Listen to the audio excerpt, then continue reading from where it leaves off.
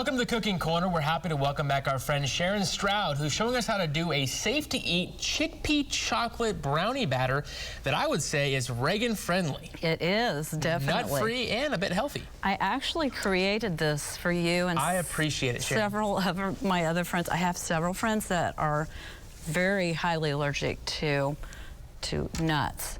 And it's become a common food allergy, unfortunately. It's tough, and a lot of the things, you know, nowadays when you go try to buy healthy foods or use almond milk, things I can't do, yeah, it can kill me. It can, because they're processing everything on these machines that have nuts on them. I read the back of everything at the store because I have to, because the bottom of it says made in facility that processes tree nuts. You absolutely do. Well, when I ran across this recipe, I thought, that is really intriguing. Chickpeas as the base for a brownie batter. Yum.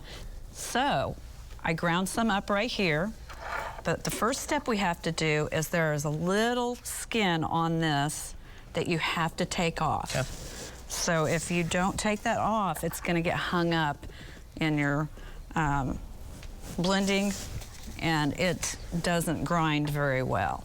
So we ground up a whole can of chickpeas. It's 15 ounce. Rinse them off, pull those little skins off. So we process this until it's a nice fine mix, and we're going to start by adding some oat milk. Okay.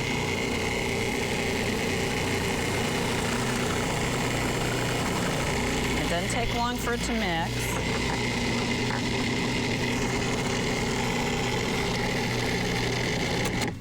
Now we're going to add some more of the ingredients. We're going to add the nut butter first, because this one takes a little bit longer. And this isn't a nut butter, this is a seed butter. Okay. And this is sunflower seed butter. And I found a really nice one at Sprouts. It's their private label, and they had an organic sunflower butter with no salt and no sugar in it. Wow. So that was just what the recipe called for. So we put this in here. You can use peanut butter, right?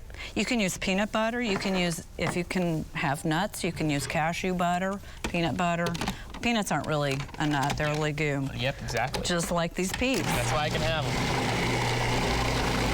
So we mix that up until it's nice and thoroughly mixed. It doesn't take very long because this is a very high-powered machine. And now we're going to add the good stuff. The good stuff. We're going to add just a tiny bit of Himalayan pink salt, cacao. Cacao comes from the cocoa beans, but it's not processed like Dutch cocoa.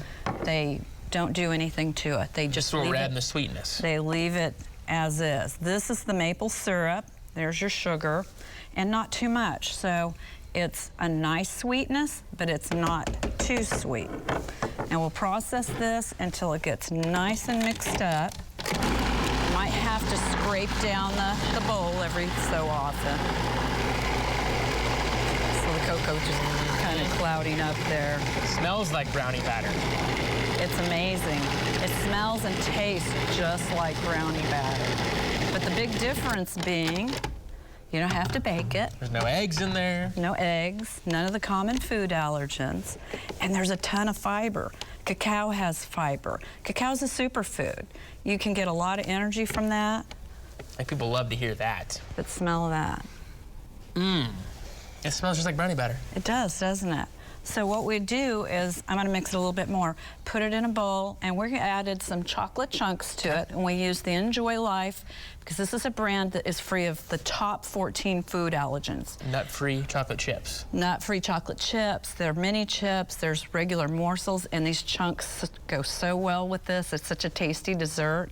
And the thing is, don't eat too much. There's a lot of fiber in that, and this will really fill you up. But it's a good, healthy dessert because it satisfies your sweet tooth with good, healthy ingredients. Love it, and it's nut-free. Thank you so much, Sharon, as always. You can check out more recipes just like this one. Just go to our website. That's newson6.com/recipes.